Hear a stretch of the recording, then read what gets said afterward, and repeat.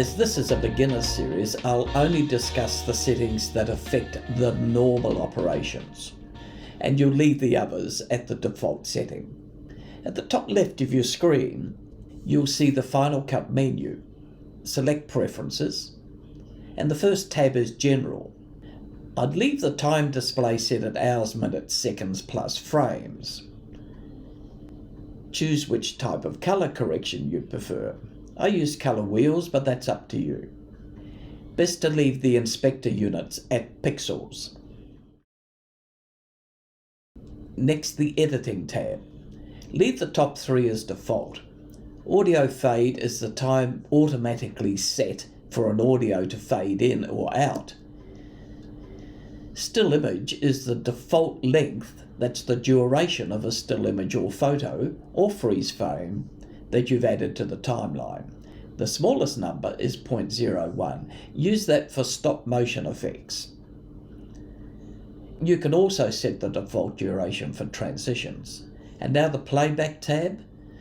The most important is to know about the background render option. In a nutshell, if you've got a fast computer, leave it checked as it will speed up your exports. Final Cut needs to render the timeline before it can export a project. If it's rendered in the background while you are not working, then the export will start much earlier. If you've got it ticked, then change the start time to a couple of seconds, so it's not continually switching on and off to background render. As a beginner, leave the other settings as they are unless you know those specific choices.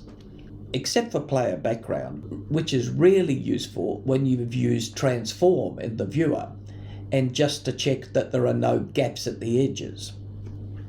If you temporarily select the checkerboard and look in the viewer, if there's a gap, you'll see the checkerboard in the background.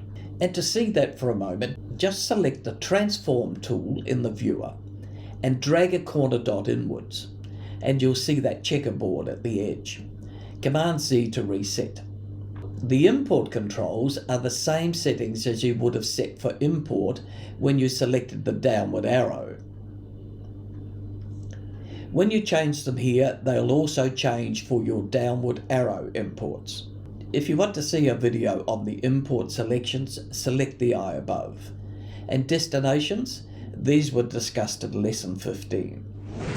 And finally, I'd like to discuss the use of the delete preferences command, or as it's commonly known, trash preferences. To explain, when there are strange things occurring in Final Cut, it's sometimes possible to clear up those issues by trashing the preferences. But to calm your fears, trashing preferences does not delete any of your footage. It does not affect anything that you've edited. It simply resets the preferences back to the default settings. And when the preferences have been reset, you'll need to bring them back to your preference settings after you've deleted preferences. And how do you delete preferences? Well, quit Final Cut Pro, and when you relaunch, hold the Command and Option keys down, and you'll see this window. Select Delete Preferences, and Final Cut will launch as normal, and hopefully the glitch will be fixed. Thanks for watching. Please like, subscribe, and press the bell.